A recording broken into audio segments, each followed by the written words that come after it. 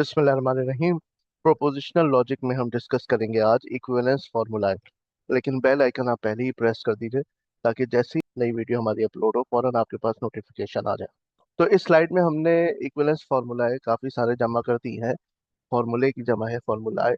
और यहाँ पर हम देखते हैं लॉजिकल इक्विवेलेंस। फायदा ये होता है कि एक फार्मूले को हम दूसरे फार्मूले में ट्रांसफॉर्म कर सकते हैं और फिर सिंप्लीफिकेशन का फायदा उठा सकते हैं। Two sentences are logically equivalent if and only if they are true in same models. दो sentences जो हैं वो लॉजिकली इक्विवेलेंट हो सकते हैं अगर वो दोनों ट्रू हैं सेम मॉडल के अंदर, same assignment, same truth table की कंडीशन, और दोनों सेम आउटपुट दे रहे हैं। तो वो दोनों जो फॉर्मूलाए हैं, तो जो सेंटेंसेस हैं, वो लॉजिकली इक्विवेलेंट होंगे। मिसाल के तौर पे alpha is equivalent to beta if and only if alpha entails beta and beta entails alpha। ठीक है, और ये आपको पता है ना, इंटेलमेंट जो है ये सिंगल इम्प्लीकेशन का काम देता है।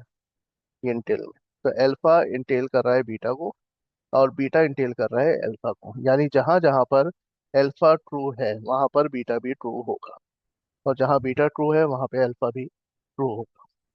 अच्छा, पहले दो फॉर्मूलाए जो है ये रिलेटेड है कम्यूटेटिविटी लॉ से, और जो कि बहुत इजी है। Alpha and beta is equals to beta and alpha. Alpha और beta is equals to beta और अल्फा। तो आप इसको ऑर्डर चेंज करते हैं। बाद दफा ऐसा होता है ऑर्डर चेंज करके हम क्या करते हैं कि यहाँ पर सपोज कर मेरे पास माइनस अल्फा लिखा हुआ है, तो मैं चाहूंगा कि अल्फा इस साइड पर आ जाए ताकि मैं उन दोनों को कैंसिल करता हुआ आसानी से दिखा सकूं। अच्छा, एसोसिएटिविटी याद रखिएगा कि हमेशा एक से ज्यादा ऑपरेटर्स पर अप्लाई होता है, और जबकि दोनों ऑपरेटर सेम हो। ये बात ध्यान में रखिएगा कि यानी कि ये भी एंड है और ये भी एंड है। अगर ये डिफरेंट हो गए, एक एंड और एक और हो गया, तो फिर ये एसोसिएटिविटी नहीं है, फिर ये डिस्ट्रीब्यूटिव लॉ की बात हो जाएगी। ठीक है ना, तो ये मैंने आपको एक की पॉइंट बता दिया है ताकि आप समझ जाएं कि एसोसिएटिव लॉ और डिस्ट्रीब्यूटिव लॉ में बुनियादी फर्क क्या होता है। एक से ज्यादा ऑपरेटर पे दोनों होते हैं, लेकिन ऑपरेटर्स की नौयत चेंज होती है डिस्ट्रीब्यूटिव में और सेम होती है एसोसिएटिव।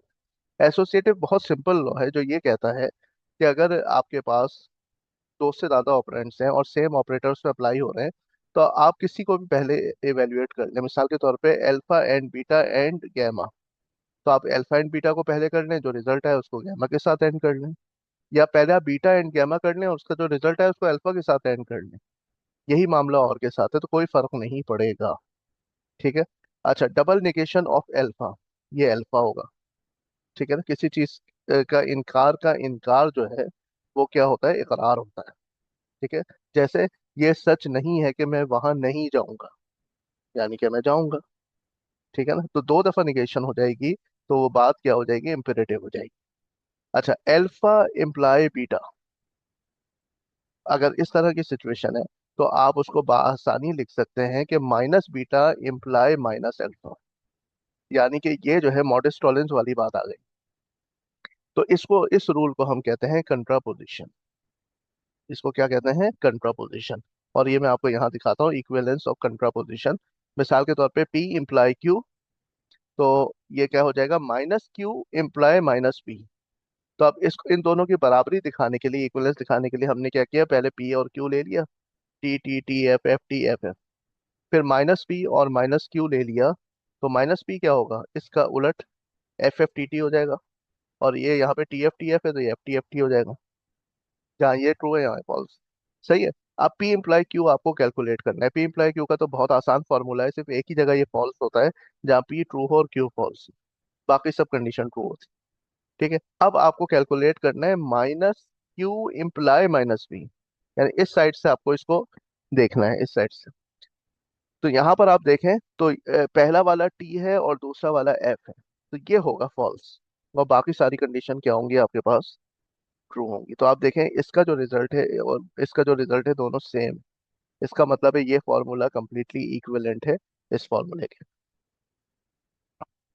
चले जनाब, आगे बढ़ते हैं। एक और तरीके से हम ये इम्प्लीकेशन को चेंज कर सकते हैं। तो इम्प्लीकेशन का ये जो फॉर्मूला है, अल्फा इम्प्लाई बीटा, ये बराबर है माइनस अल्फा और बीटा के। लिखा हुआ है ना, पी इम्प्लाई क्यू।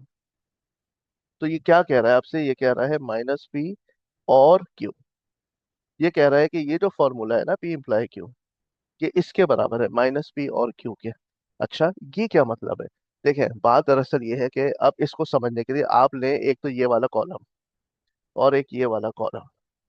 ठीक है, एक ये ले लें आप। ठीक है, माइनस पी और क्यू, माइनस पी और क्यू अगर हम कैलकुलेट करें, इसको कैलकुलेट कर लेंगे, तो ये किसके बराबर आना चाहिए? पी इम्प्लाई क्यू के बराबर आना चाहिए। तो माइनस पी ये रहा और क्यू ये रहा, तो इन दोनों का हम और ले लेते हैं। तो यहाँ देखें, एक भी ट्रू होगा तो ट्रू, और जब दोनों ही फॉल्स होंगे तो और में फॉल्स आएगा, वरना एक भी ट्रू होगा तो ट्रू आएगा। तो टी एफ टी टी यहाँ पर भी आ गया। ठीक है। अच्छा, जो और दूसरी बात मैं आपको काम की बताना चाह रहा हूँ इस सिलसिले में, इस फॉर्मूले को आप ये देखें कि पी इम्प्लाई क्यू जो है वो जिस जिस वक्त में ट्रू होगा, तो माइनस पी और क्यू भी उस वक्त में ट्रू है, और जिसमें वक्त में फॉल्स है तो ये भी फॉल्स है। तो इसके फॉल्स होने की शर्त सिर्फ एक है, वो ये है कि पी अगर ट्रू हो जाए, पी अगर ट्रू हो और क्यू फॉल्स हो। तो पी अगर ट्रू होगा, पी अगर ट्रू होगा तो माइनस पी उसको क्या कर देगा? फॉल्स। और क्यू जो है वो आपके पास फॉल्स होगा, तो यही वो सिचुएशन होगी जहां पे इसका आंसर क्या आ रहा होगा? फॉल्स। अदरवाइज माइनस पी यहाँ पे इन दो केसेस में, पी जो है वो फॉल्स है तो माइनस पी उसको ट्रू बना देगा, तो आंसर इन दो केसेस में तो ट्रू आ जाएगा। अच्छा, यहाँ पर क्या है कि क्यू ट्रू है इस वाले केस में, तो आंसर ट्रू आ जाएगा। अब इस वाले केस में आंसर फॉल्स आना चाहिए, तो ठीक है, माइनस पी क्या कर देगा? इसको फॉल्स बना देगा, ट्रू को। और क्यू है ना, तो क्यू तो यहाँ पे खुद ही फॉल्स है, तो ये फॉल्स। तो इस केस में यहाँ पे क्या आंसर आ जाएगा? फॉल्स। तो ये इसकी दरअसल वजह है, लॉजिकल इक्विवेलेंस। तो मैंने कहा ये तरह से आपको समझा दूं। बाई इम्प्लीकेशन एलिमिनेशन पे, ये जो डबल इम्प्लीकेशन है, तो इसको कैसे रिमूव करेंगे? इसको बहुत आसानी से, अल्फा इम्प्लाई बीटा और बीटा इम्प्लाई अल्फा, ये वाला फॉर्मूला है इसका।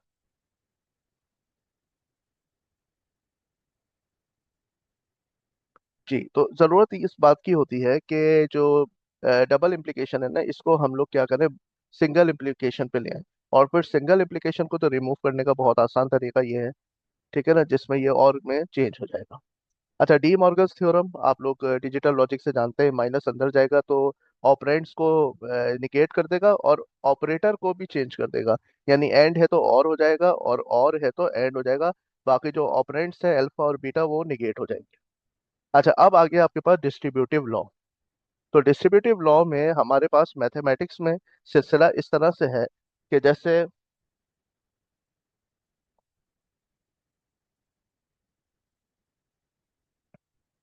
2 × 3 + 4 लिखा हुआ है। ठीक है, तो ये किसके बराबर होगा? 2 × 3 + 2 × 4। सही है ना? इसका आंसर क्या आ रहा है? 7 × 2 14। और ये क्या है? 3 × 6 + 4 × 8, ये भी 14 आ रहा है। लेकिन इस तरह हमारे पास मैथमेटिक्स में नहीं है कि मिसाल के तौर पे टू प्लस और 3 × 4 लिखा हुआ है, तो हम इसको यूं कर सकें, 2 + 3 और × 2 + 4। ठीक है, तो 2 + 3 × 4, इसका तो आंसर आ जाएगा 4 × 3 = 12 + 2, ये आ जाएगा 14। और इसका आंसर क्या आएगा? 5 × 6 यानी कि 30। तो ये मैथमेटिक्स में ये नहीं है कि प्लस जो है वो मल्टीप्लाई पर असरअंदाज हो। हाँ, मल्टीप्लाई जो है वो अंदर दाखिल होकर प्लस पर असरअंदाज हो सकता है। हमारे पास बुलियन अलजेब्रा के अंदर और ये प्रोपोजिशनल लॉजिक में एंड भी और पर असरअंदाज हो सकता है, और जो और है वो भी एंड पे असरअंदाज हो सकता है। ये देखें, अगर मैंने यहाँ पे ये एंड है, ये और है, तो अल्फा एंड बीटा और अल्फा एंड गैमा लिख सकता हूँ। इसके अलावा अगर और है तो अल्फा और बीटा एंड अल्फा और गैमा, ये लिख सकता हूँ मैं। ठीक है ना? तो इसमें ये दोनों बराबर हैं, क्योंकि यहाँ पे आपको पता है कि ये मैथमेटिकल वैल्यूज तो होती नहीं है, सिर्फ आपके पास बुलियन वैल्यूज होती हैं, 0 और 1। अच्छा, इसके साथ साथ मैं आपको ये भी बताऊं कि ये भी हो सकती है, ये भी यहाँ पे पॉसिबिलिटी है कि ये इम्प्लीकेशन भी अंदर दाखिल हो सकता है और के साथ और एंड के साथ। यानी पी इम्प्लाई क्यू और पी इम्प्लाई आर, इसको आप इस तरह भी डिस्ट्रीब्यूटिव प्रॉपर्टी अप्लाई करके लिख सकते हैं। इसी तरह P imply Q and R है, तो P imply Q and P imply R. तो ये दोनों फार्मूले भी जो है ना, ये आपस में क्या है? इक्विवेलेंट है। आइए देख लेते हैं। ठीक है, हमने क्या किया कि हम जानना चाहते हैं कि ये फॉर्मूला इस फॉर्मूले के इक्विवेलेंट है। ठीक है, तो एक तरीका ये है कि एक कॉलम में हम इसको प्लॉट करें, एक कॉलम में इसको प्लॉट करें। ठीक है, हमने इससे थोड़ा सा आगे का काम किया, ये भी किया है हमने। और हमने ये किया है कि हमने इसकी बाई इम्प्लीकेशन निकाल ली है। यानी alpha imply beta and beta imply alpha. यानी ये इसको इम्प्लाई कर रहा है, और ये चीज अगर ऐसी लिखी हुई है तो हम इसको ऐसे लिख सकते हैं। अगर ये वाकई ऐसा मामला है तो फिर आखिरी कॉलम में ट्रू आना चाहिए, जैसा कि आ रहा है। तो आइए देखते हैं। सबसे पहले तो हमने क्या किया, क्या क्या चीज की जरूरत पड़ेगी, क्यू एंड आर की जरूरत पड़ेगी। ठीक है, और पी इम्प्लाई क्यू की जरूरत पड़ेगी, पी इम्प्लाई आर की जरूरत पड़ेगी। फिर जब हम ये अज्जा निकाल लेंगे तीनों, तो फिर हम कैलकुलेट करेंगे P imply Q and R. P imply Q and R, इसमें पी यहाँ मौजूद है और क्यू एंड आर ये मौजूद है, इनके दरमियान हम इम्प्लीकेशन निकाल लेंगे। तो ये जो जहाँ पे लिखा है ट्रू फॉल्स, ये फॉल्स होगा, और यहाँ भी ट्रू फॉल्स है, फॉल्स होगा। और यहाँ पे ट्रू, और यहाँ पे फॉल्स है, ये फॉल्स होगा। इसके अलावा आपके पास जो है यहाँ पे कहीं भी ये कंडीशन नहीं, तो इसमें 5 ट्रू और 3 फॉल्स आ रहे। और इसमें भी आप देखें तो ये है आपके पास पी इम्प्लाई क्यू, ये है पी इम्प्लाई आर, इन दोनों के दरमियान में आप एंड ले लेंगे। तो कहीं भी एक कोई फॉल्स होगा तो फॉल्स आ जाएगा। तो यहाँ पे एक फॉल्स है, यहाँ एक फॉल्स है, यहाँ फॉल्स है। बाकी आप देखें तो ये चारों ट्रू हैं और ये ऊपर वाला ट्रू है, तो ये कॉलम इस कॉलम के बिल्कुल इक्विवेलेंट है। अब हमने इसके दरमियान में बाय इम्प्लीकेशन निकाल ली। तो ये क्योंकि दोनों कॉलम बिल्कुल बराबर है, तो जब मैं इसकी बाय इम्प्लीकेशन लूंगा तो ये आखिरी कॉलम क्या आएगा, पूरा ट्रू आएगा। अब इसको हम इंटेलमेंट से भी देख लेते हैं। जैसे पी इम्प्लाई क्यू है, क्यू इम्प्लाई आर है, तो ये इंटेल कर रहा है इस चीज को कि P imply Q and R भी होना चाहिए। अब ये इंटेलमेंट कैसे साबित होगी कि जहां जहां पे प्रेमाइसिस ट्रू है वहां पे कंक्लूजन को भी ट्रू होना चाहिए। ठीक है, तो हमने सबसे पहले क्या किया, पी इम्प्लाई क्यू निकाल लिया, क्यू इम्प्लाई आर निकाल लिया, क्यू एंड आर निकाल लिया। फिर P imply Q and R, ये कंक्लूजन पूरा तैयार कर लिया, और ये हमारे प्रेमाइसिस है। अब हमने तलाश किया कि कौन कौन सी ऐसी रोज हैं जिसमें दोनों ट्रू है प्रेमाइसिस, ये वाली भी और ये वाली, ये है, ये है, इसमें दोनों ट्रू हैं और इसमें दोनों। ठीक है, तो एन उसी वक्त में कंक्लूजन भी ट्रू है। तो इसका मतलब है कि ये जो प्रेमाइसेस हैं ये इंटेल कर रही हैं कंक्लूजन को। तो इस तरह हम इंटेलमेंट को चेक करते हैं, याद रखिएगा कि प्रेमाइसेस को हम लिस्ट आउट करते हैं, कंक्लूजन को करते हैं, और फिर देखते हैं कि सारी प्रेमाइसेस जहाँ पे ट्रू हो वहीं पे एन उन्हीं रोज में कंक्लूजन को भी ट्रू होना चाहिए। ठीक है, तो यहाँ पर मैंने इसमें आपको इक्विवेलेंस फार्मूला का आइडिया दिया है प्रोपोजिशन लॉजिक के, और साथ साथ मैंने आपको कंट्रापोजिशन के बारे में इक्विवेलेंस बता दी, डिस्ट्रीब्यूटिव लॉ के बारे में बता दी, और साथ साथ ये मैंने आखिरी एग्जांपल बोनस के तौर पे इंटेलमेंट की भी टच कर ली, क्योंकि हालांकि इंटेलमेंट हम पहले डिस्कस कर चुके हैं। ठीक है, थैंक यू वेरी मच।